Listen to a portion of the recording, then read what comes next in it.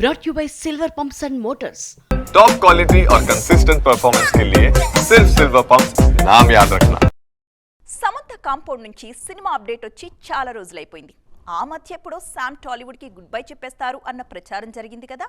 ఆ టైంలో సొంత బ్యానర్ స్టార్ట్ చేసి ఒక సినిమా అనౌన్స్ చేశారు శామ్. ఇప్పుడు మరో ట్విస్ట్ ఇచ్చేశారు. దీంతో సమంత సిల్వర్ స్క్రీన్కి సెండ్ ఆఫ్ ఇచ్చినట్టేనా అన్న డిస్కషన్ షురూ అయింది.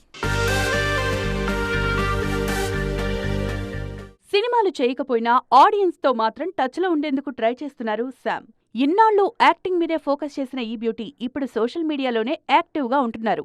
ఏదో ఒక పోస్ట్ తో ట్రెండ్ లో ఉండేందుకు ట్రై చేస్తున్నారు. ఖుషి రిలీజ్ తర్వాత ఇంతవరకు కొత్త సినిమా స్టార్ట్ చేయలేదు Sam. Spy action web series Citadel కు మంచి రెస్పాన్స్ వచ్చింది. ప్రెజెంట్ మరో డిజిటల్ ప్రాజెక్ట్ రక్త బ్రహ్మాండ్ లోనూ నటిస్తున్నారు. ఇలా వరుసగా ఓటీటీ ప్రాజెక్ట్స్ చేస్తోన్న శామ్ సినిమా ఎప్పుడు స్టార్ట్ చేస్తారన్న విషయంలో క్లారిటీ ఇవ్వడలేదు. ఆ మధ్య ట్రాలాలా మూవీ పిక్చర్స్ అనే బ్యానర్ స్టార్ట్ చేసిన సమంత ఆ బ్యానర్ మీద తానే లీడ్ రోల్లో మా ఇంటి బంగారం అనే సినిమాను అనౌన్స్ చేశారు.